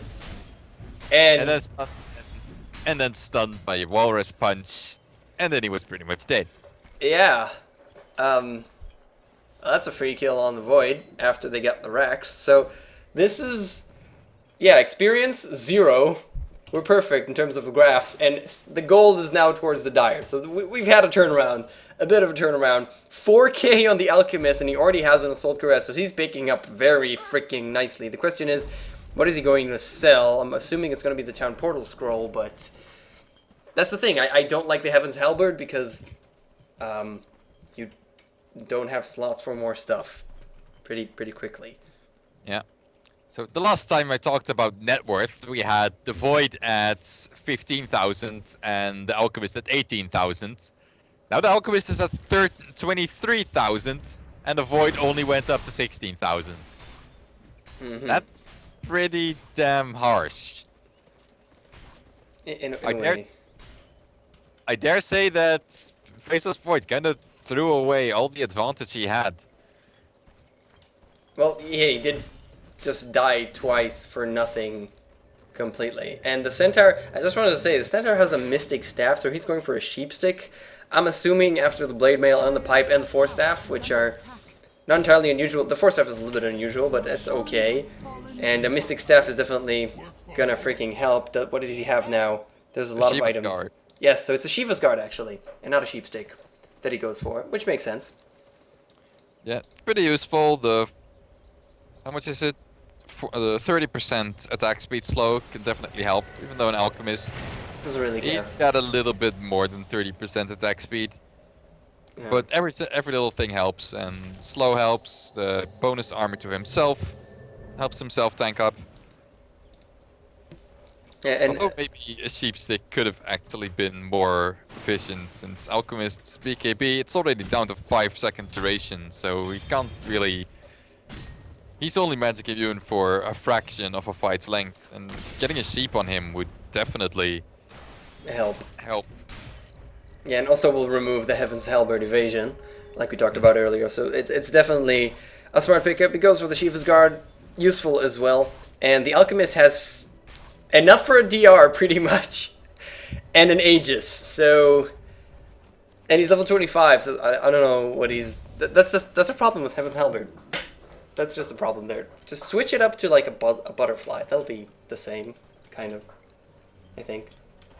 Butterfly would have been just as bad a pickup, honestly. I mean, it gives you a little bit more attack speed for a little bit less damage. But if you know that GLD is just not efficient. Well, look at this Alchemist. He just goes at the tower by himself. BKB's up. He just wants to get the tower. and then kill people. Or maybe the Rax. He's just going for the freaking Rax. The Batrider jumps up, gets the Faceless Void. If he's gonna die here, but no, the Chronosphere hits as well as the Ravage. Tidehunter cleanups the Batrider. Weaver, yes, drops as well. Ubik managed to steal the Ravage, but he can't really do anything else on the Alchemist. But look at the Void doesn't even care. He wants to get everybody else, and the Alchemist now is so freaking dead because everybody's here. The stun hits immediately, and yeah, he's a frog, and he's a dead Alchemist. With 6k. 7k. Tidehunter with AC is actually starting to do a little bit of damage. So, actually kind of like a Nyx by now. Look at this, he attacks so quickly, you never see this. And he actually does a decent amount of damage. I mean, he has not very nice strength gain as a strength hero, and he's almost around 25, so he does 208 damage per hit. That's nice. I swear, the last time I've seen a Tidehunter carry is when Battle Fury still gave him a cool animation. Because everyone totally thought that that would give you Anchor Smash on every hit. Yeah, that didn't actually work. Zeus Euling up on the Tusk, but Tusk has a sheepstick. That's definitely useful. Yes, not when you're a frog inside a Chronosphere and then you're fingered to death. I said it again. It's funny. And the Centaur at the top is getting lassoed, and now he's question mark and just... Was that it? What you thinking? Was that the extent of your damage? I see him with a top hat and a monocle, just... Was that the extent of your damage? Haha, sir. And then he just turns around, kills the Batrider, and goes away. He just doesn't give a damn. I guess with 35 armor and a pipe, you just don't really kill the Centaur, do you? Yeah, especially not with just the Batrider and the Rubik, with pretty much no damage whatsoever. So in terms of item pickups, the Faceless Void has turned the gold that he got from that last team wipe into a BKB, which is by now very much mandatory for him. He's just gotten perma-stunned in every fight, and now that there's also a sheepstick on the Tusk, it's pretty much mandatory for him to get it. And luckily he does have it just in time. And the Alchemist has turned his Aegis into a Skull Basher, would probably want to pick up the Abyssal Blade, but he needs buyback money, and he kinda also can't reach the secret shop because there's a Radiant team in his way. Yeah, Weaver did have a lot of money, now saving for buyback as well, but has a Demon Edge, so the damage is coming in from the Dire team, and Batrider looking to do what Batrider does, and be annoying and pick up someone completely at random. And can he find anyone? Centaur blinked away. Oh, Force-staffed away, excuse me. And what Batrider can't find anyone. Sad Batrider. Alchemist picking up, well, screw buyback, Abyssal. Okay, now this is an Alchemist. Thank you. Much better. Now he's actually doing damage and attacking at a decent enough speed. He's only got power threats and AC in terms of attack speed, so it's not as high as you'd really like to get it. But it's decent enough, I guess, considering how much damage he does per hit. Yeah, for some reason the Void is completely out of position here, and they're waiting for a Roshan that is a long freaking way from coming here. Batrider again looking for someone. They're going to find the Void because he's completely out of position, and his entire team cannot help him. He's going to die before anything happens. Once again, faces Void. And now the Radiant team are really need to just... They're freaking screwed. Ult from the Zeus, just so they could see them and try and get away. TP Zeus, as well as the Tidehunter, but Lion doesn't have a TP. And Centaur doesn't have a TP, so they're gonna search for them. It's the search party. Can they find them? Weaver goes in the trees. That's one. Centaur just on the edge. They're gonna find the Lion. Lion is completely freaking dead at this point, but I think the Centaur is gonna live. For now. If only Batrider would Firefly and just run slightly closer, he would notice, well, at least notice that these trees are destroyed, which is probably the workings of a Force Staff.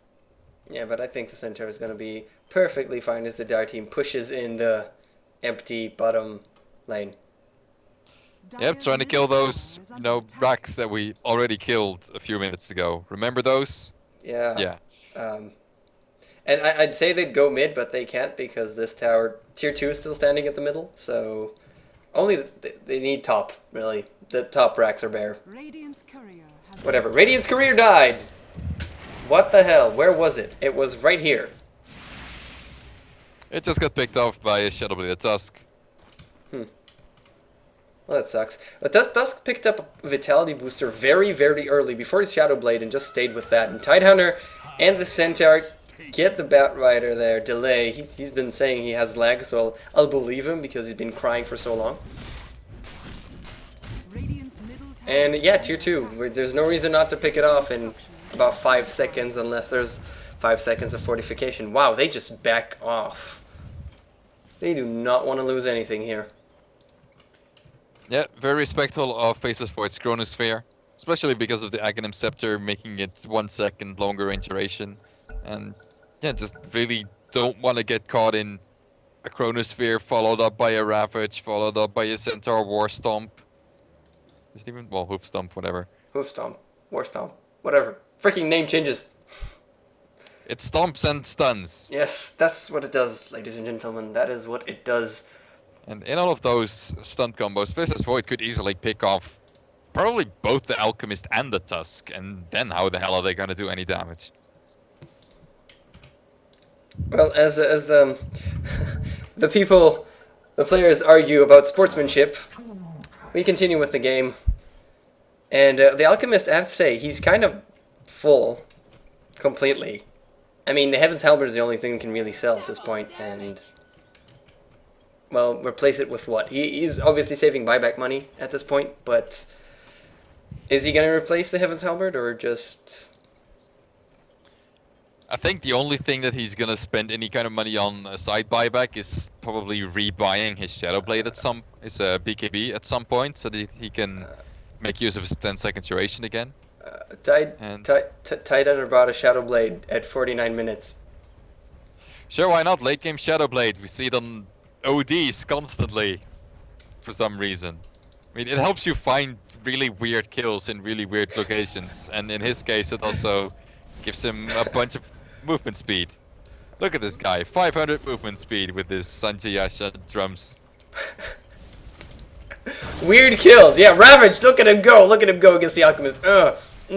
Freaking Faceless Void. Well, that's the freaking blade. And meeting Chrono already before the Tusk gets there. He manages to do so. Oh my god, he got everybody. He got everybody. He got the Tusk. He waited for the Tusk to freaking use the ball in. But Weaver with an MKB cleans him up from behind. And now trying to do much. Well, he didn't get the Faceless Void. I thought, who did he get? He got the Lion, actually. He attacked the Lion, and Faceless Void is still alive. Now Weaver stun. No freaking need. Zeus is there.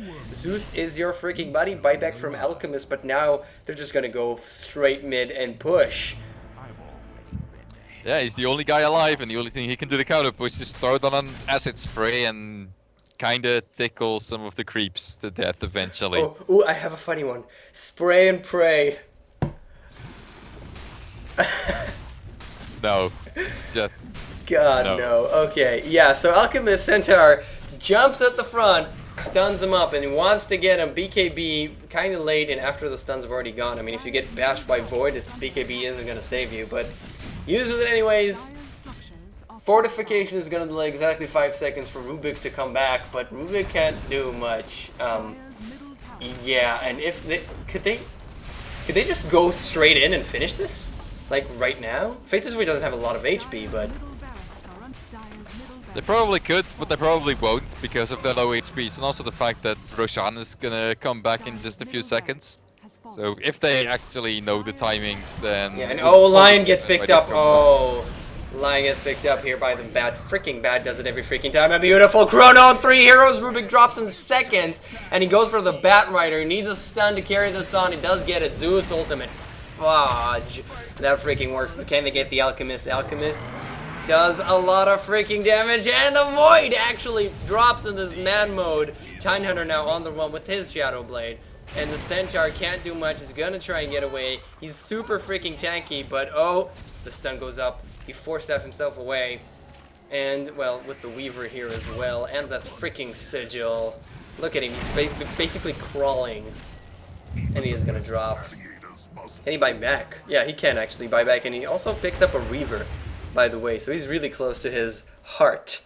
at this point, which will give him, what, 4 point something K HP and 35 armor and a pipe? Yeah, and he could actually already buy it right now. He's got the money, and I guess he was only waiting for the courier to respawn.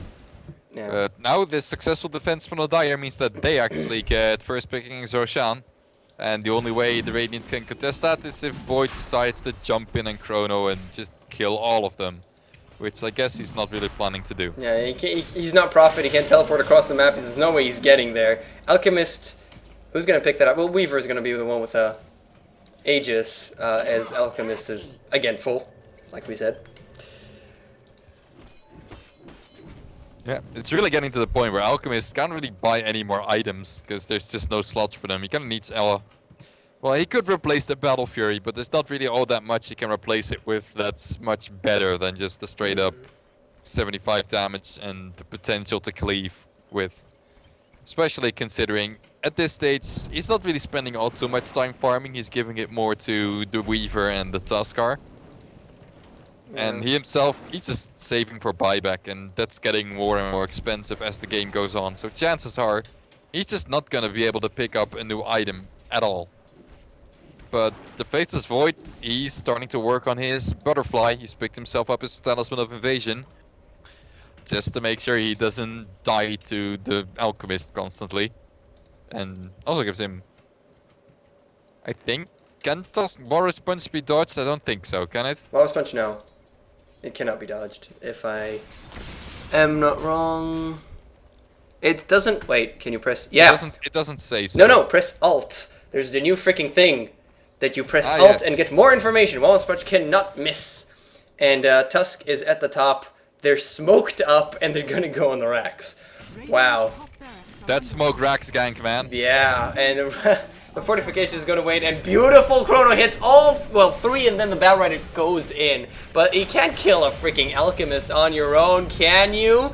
No, he can't, and he gets demolished the second it drops. Tidehunter ravages and gets the rooms very, very quickly. That also Chronosphere the Lion, so they couldn't actually help. And there's so little HP on everybody. The Aegis does pop. He manages to get him. Battle Rider now with the last 2. But you're just bringing your own death closer. So that's not going to be that smart. He heals up on the Weaver to wait out the Shikuchi. And it's a complete team wipe. Right freaking there. Damn, Centaur and Tide do a lot of freaking damage. Yeah, so remember when I said that it's pretty much Void doing all the damage? Scratch that. It's pretty much everyone else doing most of the damage. The only one who isn't doing all that much damage is Lion, and he has Finger of Death. So he's still doing shitloads of damage. I mean, the one thing that I've been kind of underestimating is Zeus's potential in late game. Static Field, it's 11% of your total health, or your current health, in damage every time you cast the spell. On strength carries like Alchemist and Tusk, that's a lot of damage. Every 2 seconds with Arc Lightning and Lightning Bolt spam, which it can just keep doing constantly. Yeah, he just took them down after that Ravage so freaking quickly. The Chronosphere, the counter Chronosphere from Rubik delayed that, and so it was pretty much Void bashing on Alchemist, but he couldn't get him. And then everybody immediately converged on the Void, but they forget that there's a freaking Tidehunter at the back. Ravages, as well as the stun from Centaur, and they just spamming Zeus. They got everyone so freaking low, so freaking quickly. Yeah, and it was a really good response by the Radiant team too, just immediately TPing in with the Faceless Void, the only hero who can really do anything against such a weird thing as a Smoke Rax backdoor. Good reaction time on the Glyph of Fortification, and if they'd been any slower on that, or if the Void just didn't have a TP right there, then actually I don't think he doesn't have room for TP scrolls. What am I saying? No, he just walked. He walked. He just happened to be in range fast enough, and probably the Mask of Madness movement speed would have helped with that too. Yeah, if he had just not been close enough to those racks, they would have gone down, and then, well, at least the Dire would have had 1 Rax advantage, because now both teams have only 1 pair of racks, thanks to just how good they both have been at defending them. Yeah, and the Alchemist decides to go for a boost to travel. So that is one thing he can, which costs him a little bit of attack speed, but that's fine. Can the Batrider find the Tidehunter here? Blink Lasso does latch, and then we're going to clean him up as fast as they freaking can. Centaur jumps in. Boom, ultimate, Chronosphere. He wants the Rubik super quickly. Ravage hits on the Alchemist as well. He gets the gets the Tusk. The Tidehunter clean up the Weaver as well. The Alchemist wants to do as much as he can here with the Void. Gets the Batrider there, but the Alchemist is finally here, as well as the freaking Tusk, and they're just going at it. They're going at it. Come on. And now the Alchemist is now a frog, and they're both stunned at this point. I can't even... What's going on? The AoE stun of the Alchemist. concoction. Yeah, the concoction. It got both of them. And they clean... The Radiant cleaned the entire diary this time. Yes, I can read this area. The top. It tells me who's dead. That was so hectic. So, the Radiant are back up. Again, the graphs are so freaking weird. I don't... They go up and down, but I think they're gonna get the racks this time because there's no freaking buybacks. And did they win? Did they just win? I think they just won. And Tidehunter has picked himself up with a pistol blade just to show how much of a nix he really is. Dire's bottom tower has fallen. Okay. So, semi-carry Tidehunter, new meta. Dire's middle I guess it definitely helps if you get first blood double kill in the mid lane and get level 6. It wasn't And he first picks up blood. Mask of Madness. It and- was Ask of Madness for good measure, but it wasn't a first blood. It was just 2 kills, and they just go in. Yes, Chronosphere the fountain, so you can kill the Batrider. That's ingenious. And there you have it. That's how it ended. 71-46 after roughs and tumbles, and we're done. I'm done. That's... So the question is, what have we learned today? I don't even know. I learned that if you're gonna die, take someone with you. Or 2. Tidehunter can be played as Nikes. Yeah, totally viable. Do it in competitive. Sure. Throw Tide mid. I haven't seen Tide in competitive in forever. And this has been a weird freaking Pubwatch. Starting off with people killing each other. Apparently that can happen a lot in a single game. This is the thing. There's things that are so rare that when they do happen, they happen a lot in the same freaking time frame. Somehow. Apparently. I don't even know. This Pubwatch is weird as hell, but enjoyable nonetheless. We saw Chibix and AFD guys. They're still going very strong at the Netolic Pro League, which me and Onin are casting for Dota Beyond. And you can catch us there whenever the Netolic Pro League is up, which is sporadically at Wednesdays and Saturdays and Sundays. Kind of. It's a weird schedule. And, well, that's pretty much it. The Twitter of us is over here. If you want to contact me directly, it's KOKOSternContact@gmail.com to say hi, tell me that I suck, tell me that you like the casting, whatever it may be. And Onin, final words for today. Finger to death.